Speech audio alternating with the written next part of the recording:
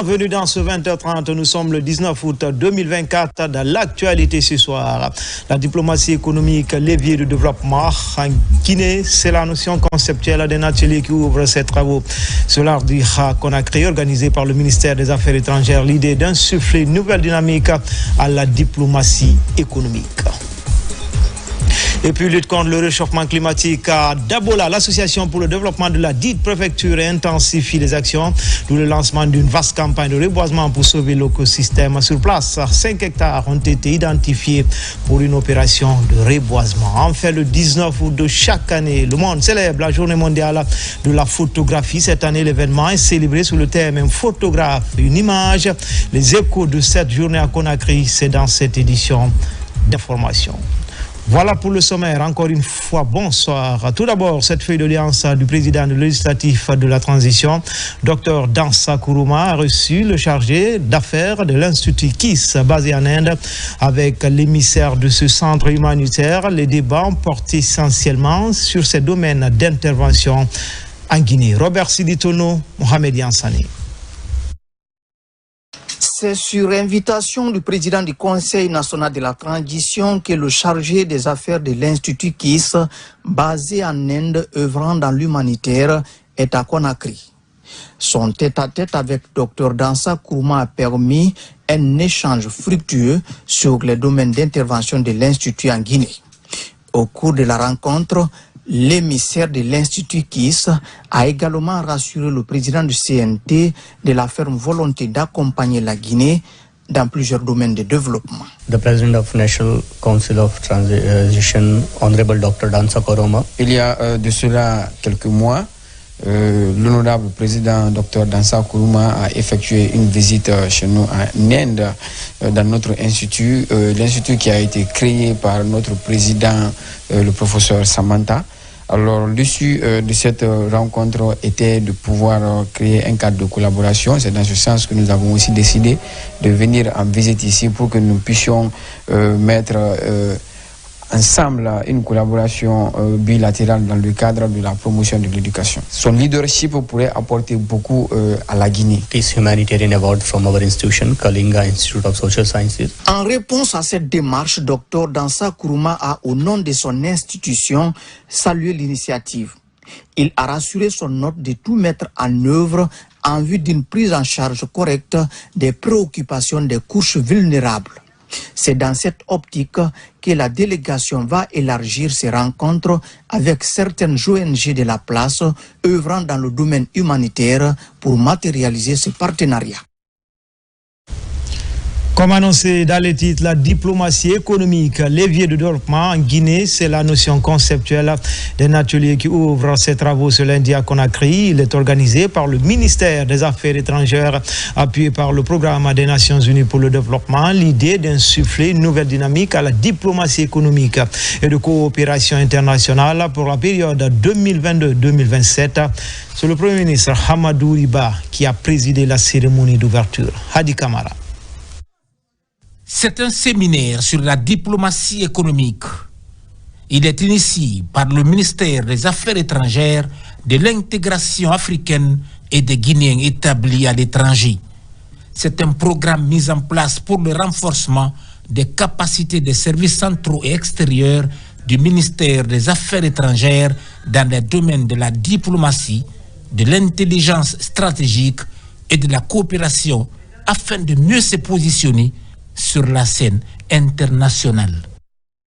Faire travailler nos différents partenaires ensemble, venant de tous les continents dans un programme de développement visant à mettre en valeur les ressources naturelles de notre pays grâce au courage et au patriotisme de son Excellence, Monsieur le Président de la République, le général de corps d'armée Mamadi Doumbouya.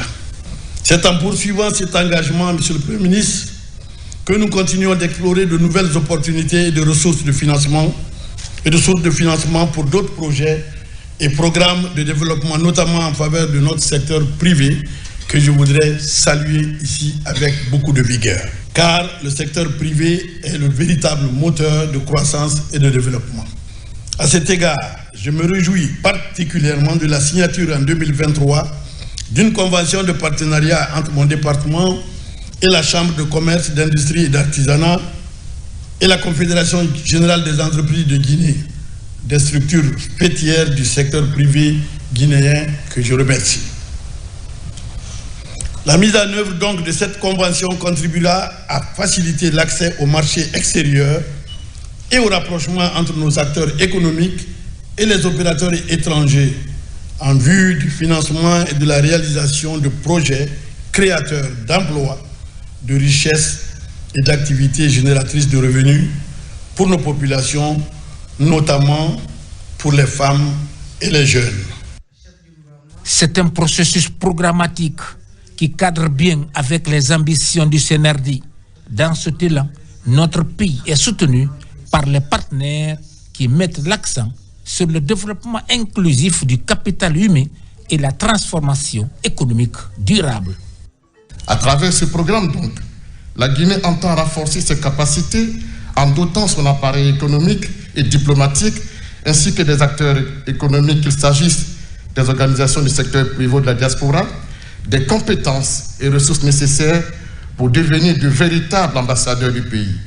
Leur mission, améliorer le positionnement stratégique de la Guinée à l'échelle régionale et mondiale.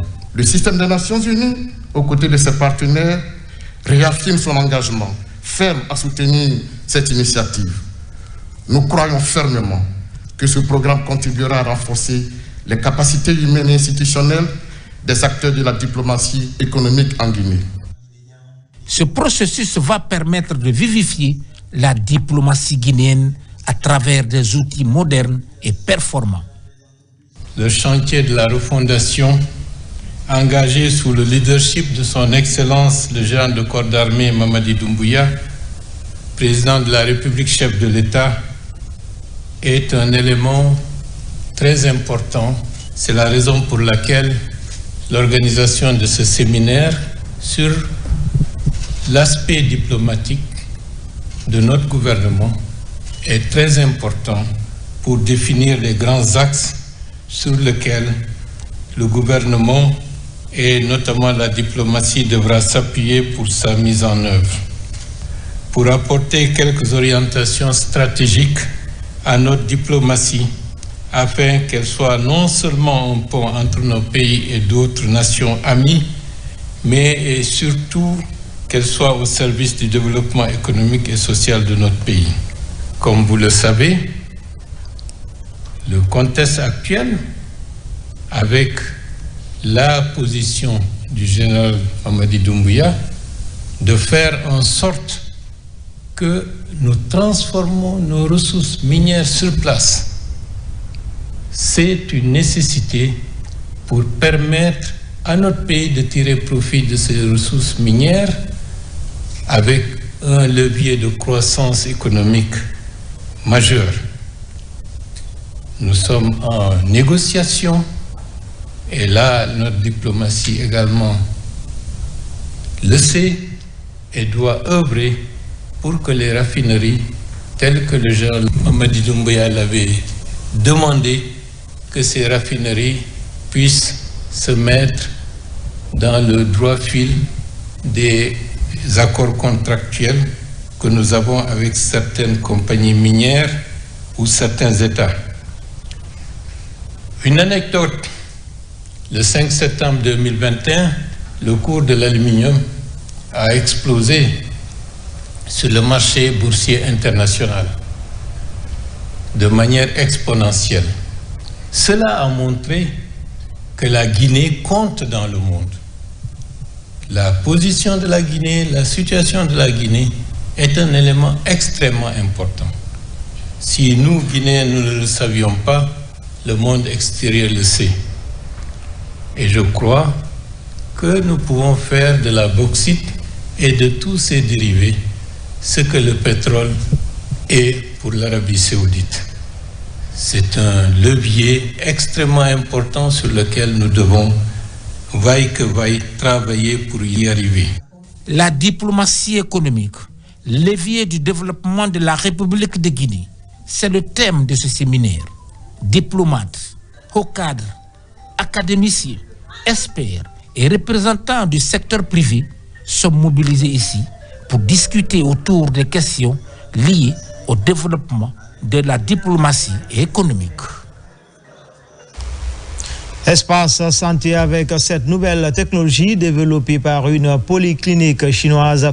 Désormais, le test du VIH-Sida est possible même avec les urines. L'innovation a été présentée ce week-end devant un corps médical. C'était lors d'une formation des investigateurs, ce qui va faciliter la prise en charge rapide de cette pathologie. Alfessia Gaba.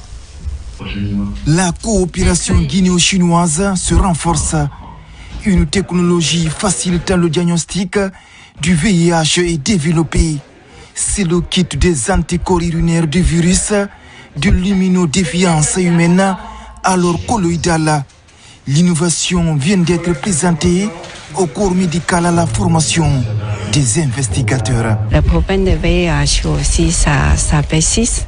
C'est pour ça que c'est très important pour nous, pour essayer les tests de Covid par les urinaires, parce que ça c'est très pratique. On peut faire autotest, c'est très bon pour la population. On entend essayer de mettre le programme pour qu'on essaye cliniquement et progressivement avec pendant 5 mois. Si les résultats ça serait bon pour la population, en tout cas on va faire notre effort pour que ça va marcher. L'innovation est conjointement initiée par une polyclinique chinoise en collaboration avec ses partenaires de la société Batoncro. Elle est saluée par le corps médical guinéen. On vient nous proposer un nouvel élément par rapport au dépistage du VIH, qui est l'utilisation des urines. Et je pense que c'est une innovation qu'il faudrait saluer et qui va permettre à un grand nombre de patients de se faire dépister eux-mêmes et de bénéficier de la prise en charge.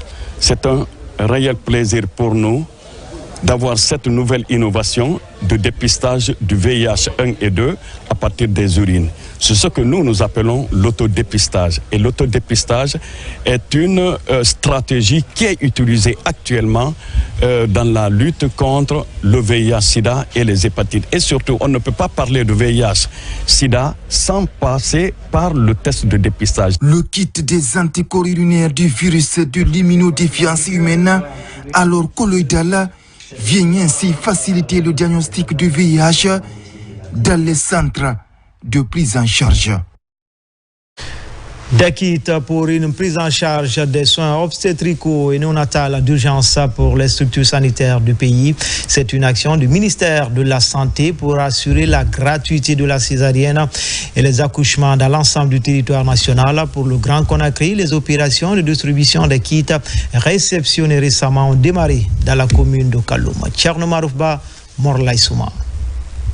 Après la réception des kits de soins obstétricaux néonatales d'urgence, c'est le début de distribution qui vient de débuter dans le Grand Conakry. Le district sanitaire de Kaloum a constitué la première étape de cette vaste opération.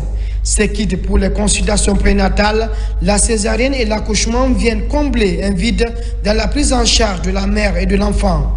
Dans cette commune, des dispositions sont déjà prises pour leur utilisation. Ces médicaments, ce que vous allez connaître, tous ces médicaments sont codés. Les médicaments qui sont destinés pour le district sanitaire de Kaloum est codé. Pour le district sanitaire de Matoto est codé. Donc, gare à nous, si un de ces produits ou un de ces cartons dépasse la frontière, notre frontière ici, c'est le pont Unovam. Quand ça dépasse, ils vont nous interpeller, demander le pourquoi ça a dépassé. Donc nous avons intérêt, l'obligation de veiller sur l'utilisation efficace, efficiente par rapport à ces produits.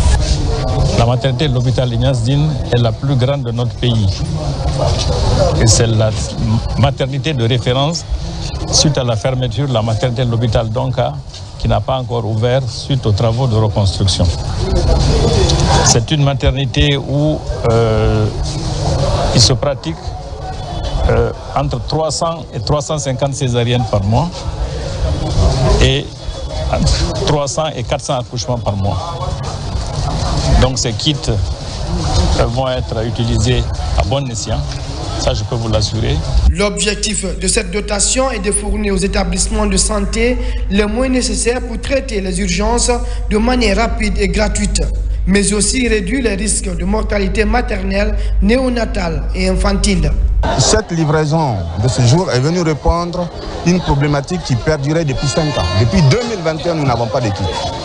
Donc c'est les parents qui se démerdaient, qui se débattaient en connivence avec les agents de santé pour formuler ou composer les kits pour assurer la prise en charge.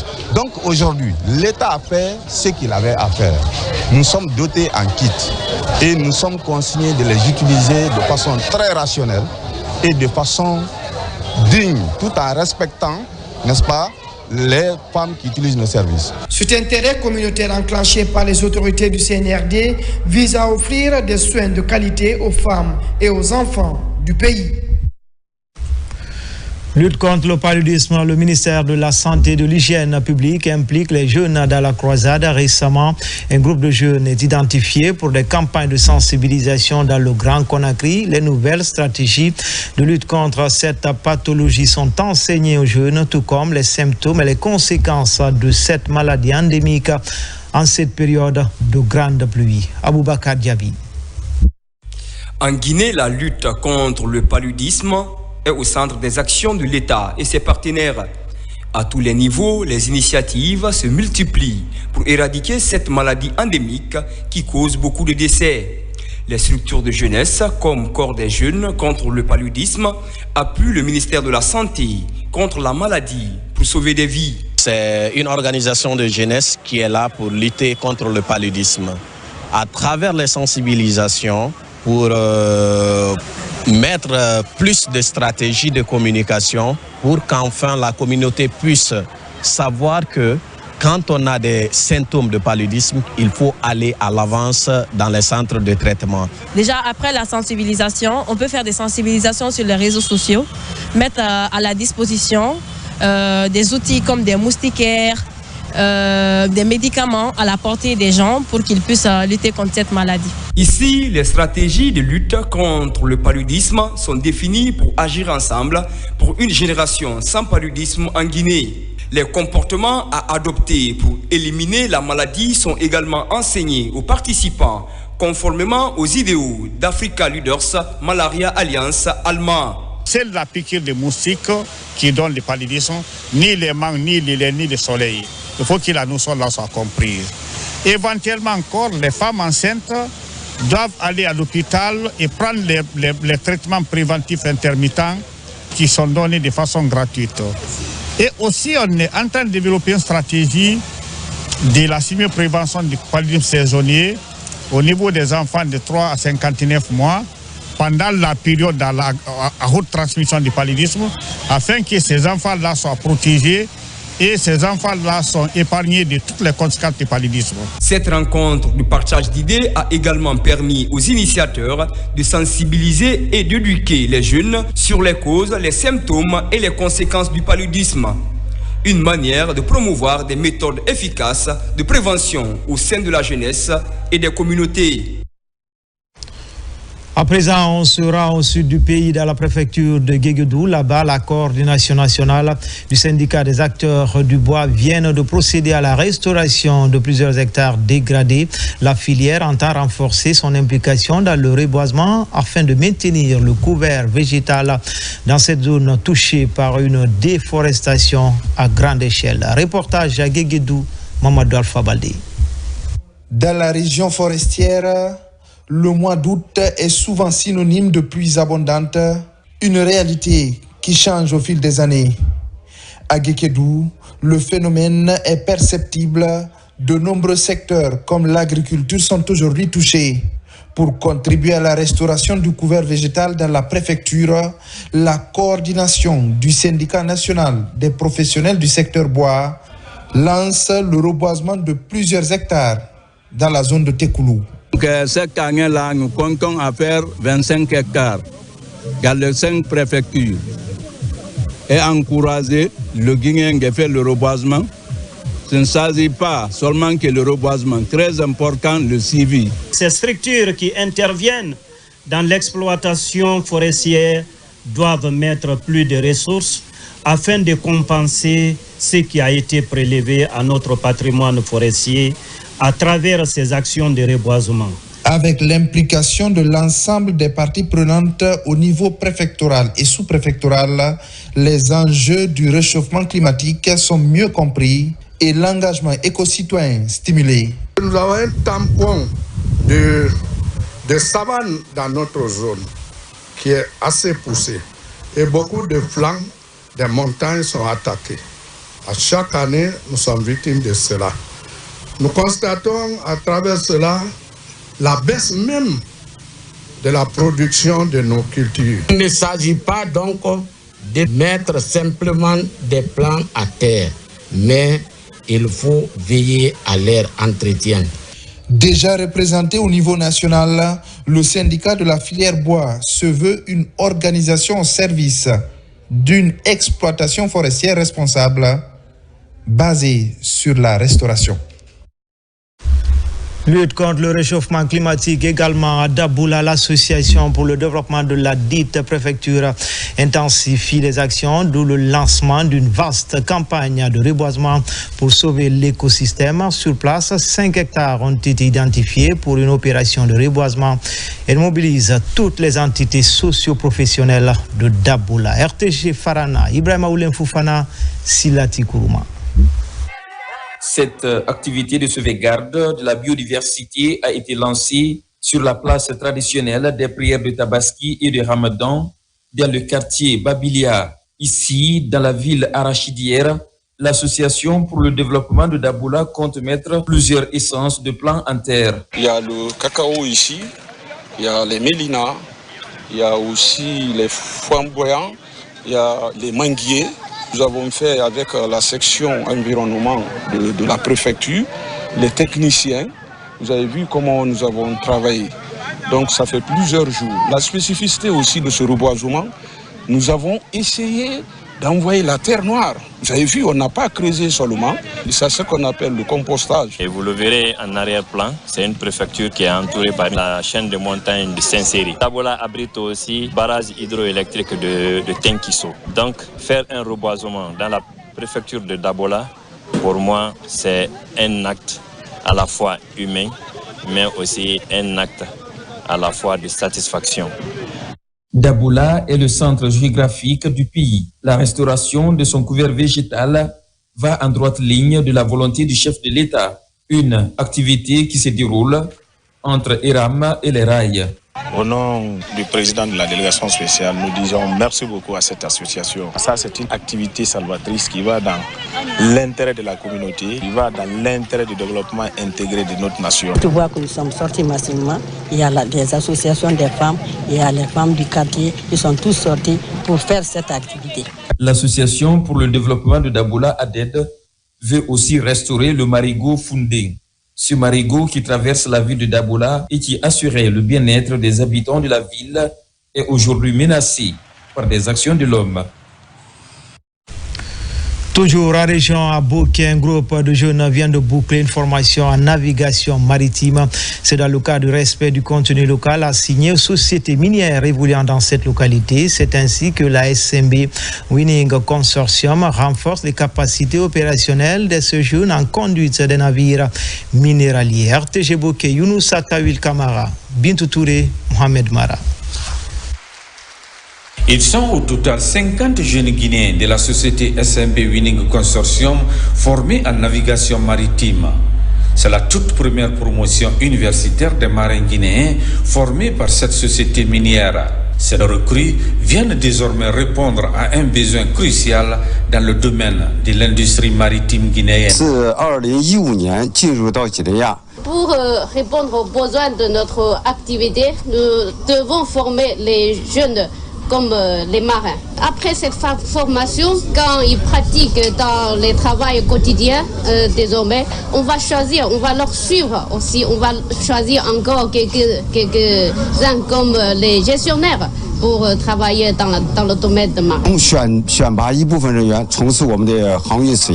Nous comptons rejoindre très bientôt les navires de Winning Consortium, que ce soit au niveau national ou en tout cas au niveau des OGV, des marins dotés d'une certification internationale, donc c'est quelque chose de nouveau.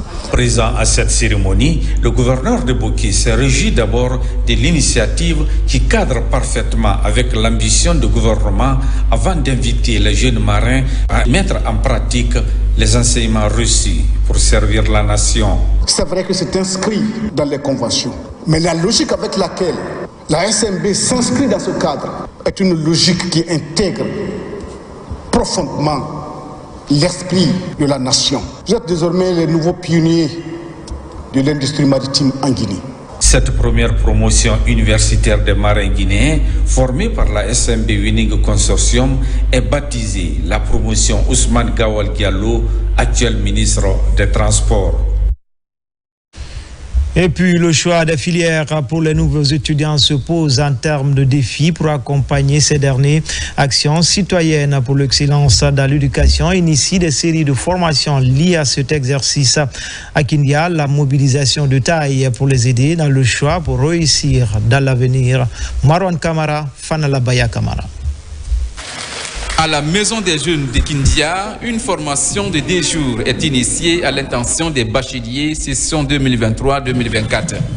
Elle vise à améliorer leurs compétences en développement personnel et les aider dans leur choix d'études supérieures. C'est une contribution de l'ONG Action Citoyenne pour l'excellence dans l'éducation. Nous avons commencé depuis l'année dernière, donc il s'agit de les coacher, de les booster. Et nous voulons les aider à avoir confiance en eux, à aller dans toutes les filières, leur expliquer les filières les plus porteuses de travail. Il ne s'agit pas d'aller à l'université, suivre ses amis, avoir des diplômes qui ne sont pas très demandés au niveau du marché de l'emploi interne, le marché de l'emploi externe. Avec ce thème, préparation aux études universitaires, développement personnel et entrepreneuriat, ce processus de formation pourrait minimiser les difficultés sociales que rencontrent ces jeunes et leur permettre de booster leur estime de soi. C'est pour bien évidemment bénéficier de ces modules de formation afin que je puisse donner le meilleur de moi-même dans la vie courante et dans le monde professionnel aussi. On m'a montré des choses dont j'ignorais et puis comment entreprendre dans la vie, comment former ton propre entreprise pour être une personne de demain, pour être la meilleure version de toi-même. Les examens du baccalauréat ne sont pas les seuls sujets d'inquiétude ou de stress pour les bacheliers. Ils doivent aussi bien choisir leurs études supérieures afin de réussir leur avenir. En déplacement, une mission d'évaluation conduite par le directeur général de l'Office national de formation et de perfectionnement professionnel était ce week-end dans les contreforts du Fouta Djallon. Objectif, évaluer l'impact des réformes engagées dans la formation des tisserands de Pita et des jeunes de Bourou-Altapé. Les résultats sont encourageants et les initiateurs comptent aller au-delà pour améliorer la qualité du LEPI et promouvoir l'entrepreneuriat jeune. Komara Moussa. Ce n'est ni un camp de réfugiés, encore moins un dépotoir d'ordures. C'est bien le centre de tissage de l'EPI à Pita, complètement en lambeaux. Sous ces hangars émiettés, ces tisserands font du beau avec ces fils de toffe.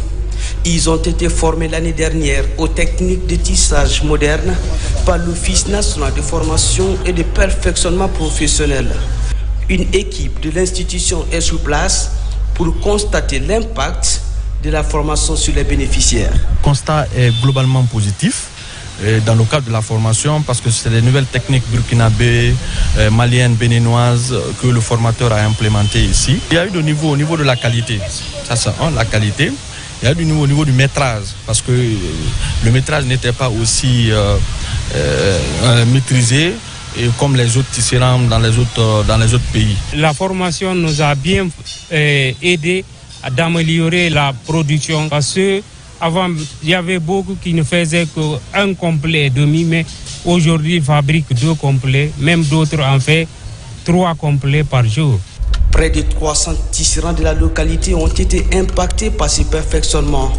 Tous sont aujourd'hui confrontés au difficile accès aux matières premières pour développer leur savoir-faire. Je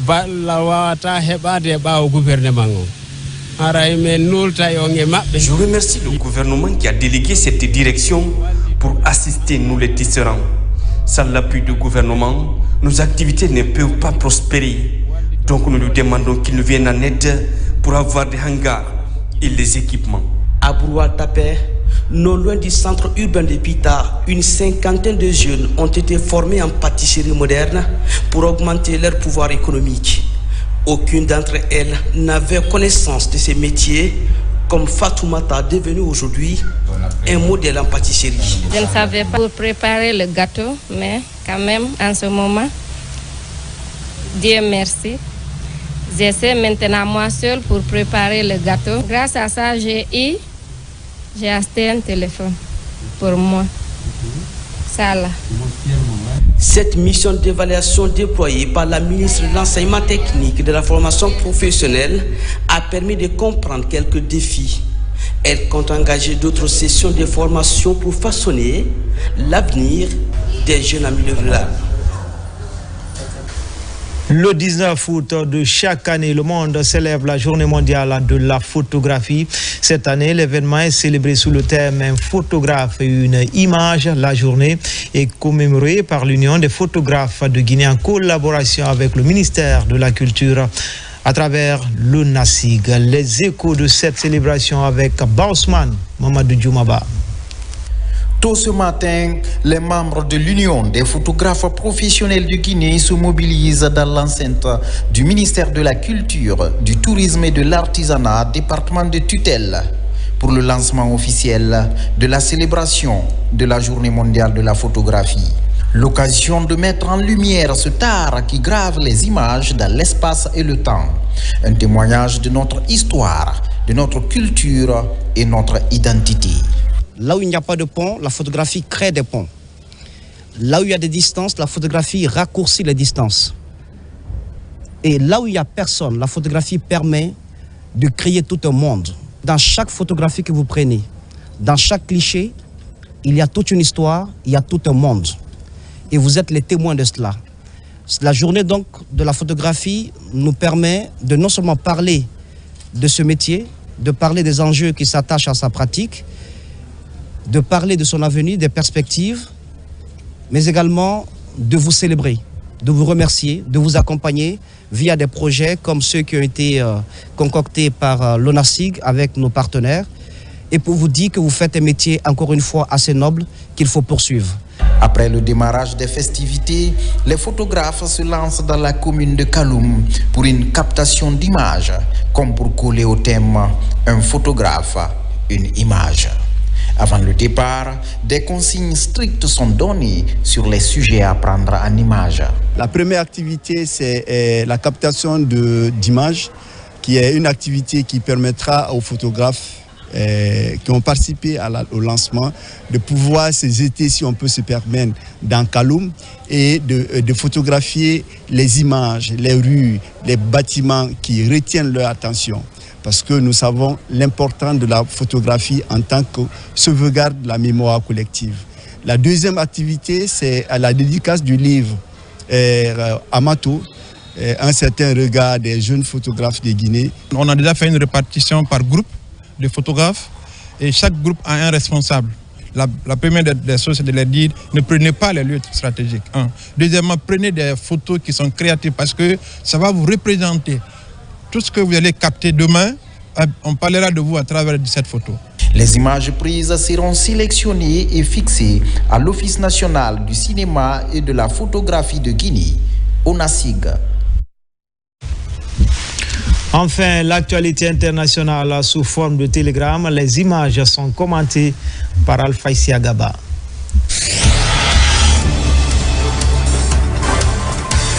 Au Sénégal, un séminaire s'est ouvert ce 19 août 2024 pour les états généraux des transports publics, alors que le week-end a été une fois de plus marqué par des accidents mortels sur les routes.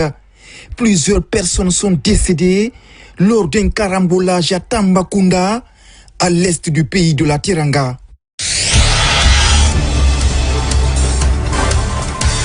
Aux États-Unis, C'est ce 19 août que s'ouvre la Convention démocrate à Chicago pour formellement désigner Kamala Harris comme candidate à la présidentielle.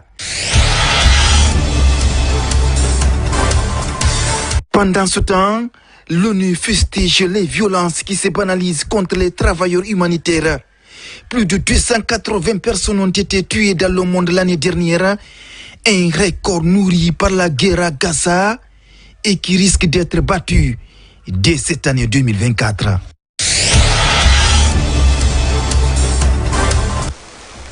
C'était tout pour Guinée Info. Grand était le plaisir pour moi de vous servir. L'information continue sur le www.rtgguinée.info. À demain, Inch'Allah, pour d'autres informations sur la Guinée, notre paradis, terre de richesse et d'innovation.